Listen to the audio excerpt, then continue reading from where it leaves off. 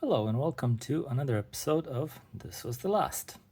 Now, normally I created this channel for showing people the last models of certain phones that existed, but in this case it could very well be the last phone that one of your loved ones might use, because it is definitely something made for elderly people that could easily, use these phones compared to other phones.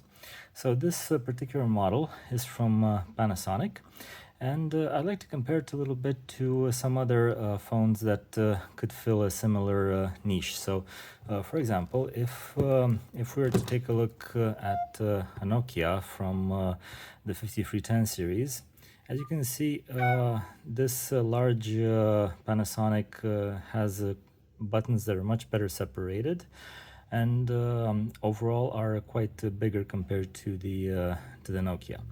One thing that I don't like is that here the OK button is not as well separated in between these two arrows, but yeah, we do what we can. And if you also want to compare with something like an iPhone 8, an iPhone 8 Plus actually is the case here. So as you can see, it's actually not that much smaller.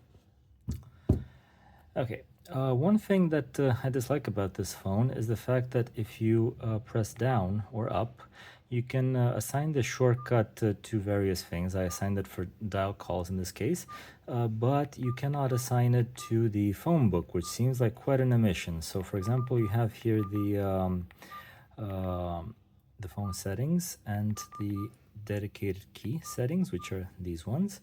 And I set it to up and down for dial calls, but actually if you look at the options, shortcuts is just for a couple of things like write a message, alarm, Bluetooth, dial calls, missed calls. So as you can see, none of these are accessing the contact list, which seems a bit silly, but this is the case that we have here. So these are all the options. That's it. No up or down the contact list.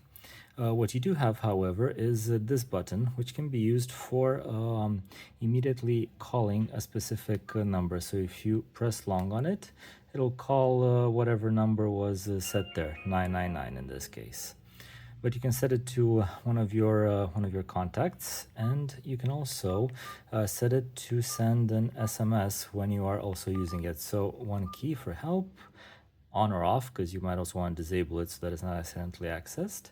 And the content here is the message that you want to send at the same time if needed. While the number is a number that you set, but it can also be multiple numbers, and it can call them in order until somebody picks up.